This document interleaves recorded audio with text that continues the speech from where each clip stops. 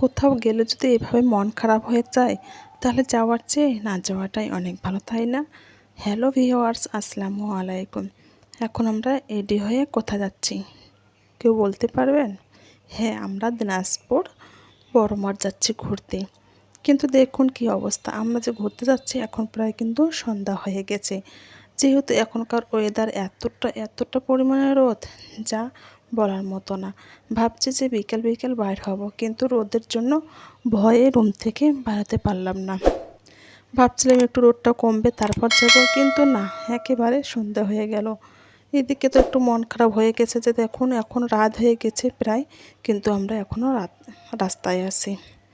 আমি তো রাগ হয়ে গেছি যে এখন আমরা যে কী করব, যদি ঘুরতেই পারলাম না, একটু ছবি তুলতে পারলাম না, তাহলে যে কোনো লাভ আছে?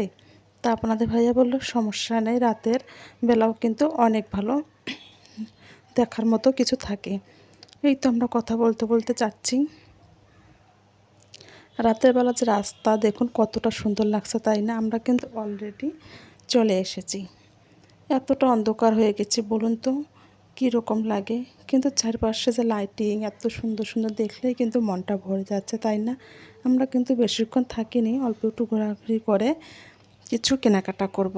এগুলো আমি সবগুলোতে ঘুরে ঘুরে দেখছিলাম। এখানে অনেক কিছুই পাওয়া যায়, ছোটো বেবিদের পোশাক সহ এমনিতে কসমেটিক সমস্ত কিছু কিন্তু এখানে পাওয়া যায়। এগুলো দেখতে দেখতে কিন্তু আমার ছেলের চোখে পড়লো এই যে ক্লিপ। এটা তো দেখে আমাকে বলছে, আম্মু আমরা এটা নেব।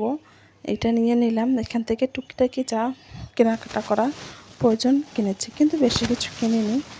আমরা শুধু এখানে ঘুরছিলাম এবং আমরা কিছু খাওয়া দাওয়া করে কিন্তু চলে যাব। এখানে আপনারা যদি আসেন তাহলে একটু বিকেলের টাইমে আসবেন, তাহলে সুন্দরভাবে সমস্ত কিছু ঘুরে দেখা যাবে, কেনা যাবে, ইলেকট্রিক্সের সমস্ত কিছু করা যাবে। কিন্তু আমার মতো যদি এতে রাতে আসেন তাহলে কিছুই হবে না, কেনাকাটা তো দূরের কথা, মনটাই খারাপ হয়ে যাবে, তাই না? এগুলো আমি নিতে চাইলাম, কিন্তু এগুলো এতটা পাতলা ছিল, আপনাদের ভাইয়া বলছিল যে এটা অনেক পাতলা, নিতে হবে না, আমরা অন্য জায়গা থেকে নিয়ে নেব। কী আর করা, সমস্ত জায়গাটা ঘুরলাম, ঘুরে এখন একটু হোটেলে আসলাম। হোটেলে এসে কিছু খাবো। এদিকে আমার ছেলে কিন্তু পরোটা লাভার, সে তো পরোটা খেতে বসেছে, আমরা টুকিটাকি কিছু খেয়ে চলে আসলাম। আমার মূলত এটা কেনা দরকার ছিল, এটা দিয়ে আমরা মাছের এখন অনেক রকমের জিনিস বানাবো। আমাদের যেটা যেটা ইচ্ছা করবে সেটাই কিন্তু আমরা বানাবো। আমার মা ছেলে কিন্তু অনেকটাই হ্যাপি হয়েছে এটা কেনার পর। ওর বাবা তো বুঝতেই পারছে না যেটা দিয়ে আমরা কী করব। ও বলছে তোমরা কি তৈরি করবা, তোমরা কি পারবা? আমার ছেলে বলছে কেন পারবো না, সবাই বলে অবশ্যই আমি পারবো। এদিকে আমার ছেলের জন্য একটা ডায়েরি কিনেই বাসা চলে এসেছি। খোদা হাফেজ।